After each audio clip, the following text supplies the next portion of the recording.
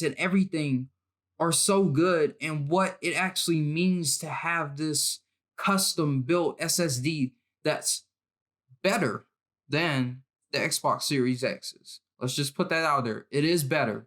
Xbox Series X has more power, but the SSD in the PlayStation 5 is better than the Xbox Series X's. There is no argument to that.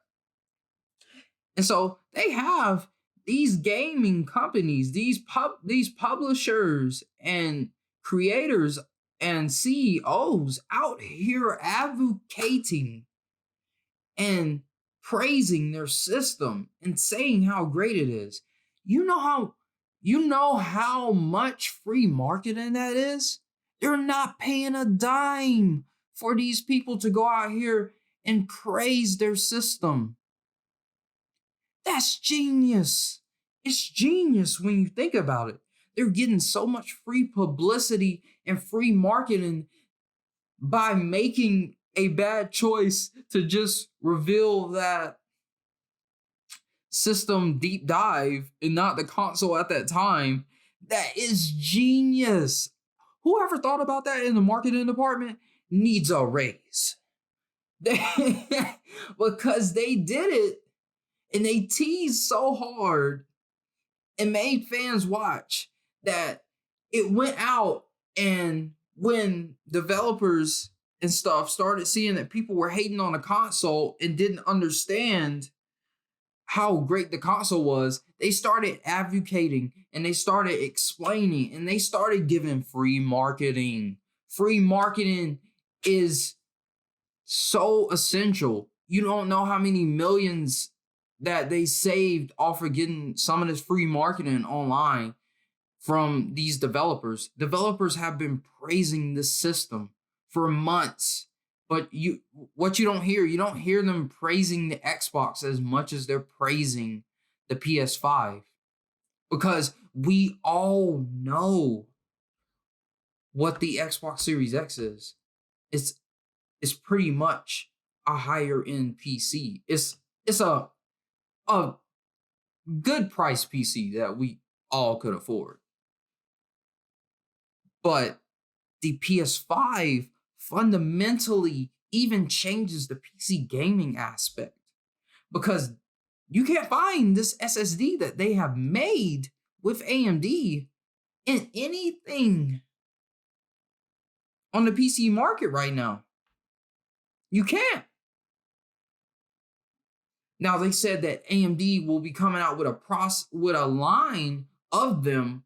If you see some drop around the same time as the system, then yes, that's when it will be out. There will be some out that are like it, but you can't find any on the market right now.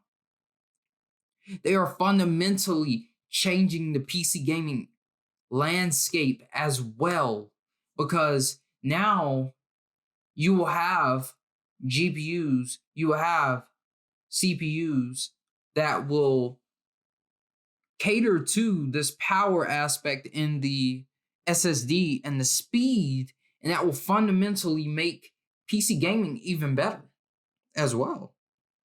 So you just have to think about it. You got to take it in stride, and you got to take it like there's more developers by the day that are praising the system and that are advocating for it. It's going to be hitting 120 frames per second on some games. Some developers are already saying they can hit 120 frames per second.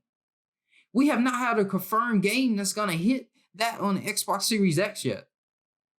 Take granted, we should have that presentation this month coming, but they have not stated, no games have been stated that they are able, no developers have been stated that they are able to hit that on the Xbox Series X. They have not came out and claimed anything of the sorts. No developer has that is developing anything for that system. So I'm going to need a little bit more information on Xbox's part. I'm going to need a little bit more. I need to hear more. Like, cuz I love Halo, but I have a $5,000 PC. At the least, it's $5,000. I've been adding to it more and more lately, and I'm hitting the upper mark of I'm probably over that.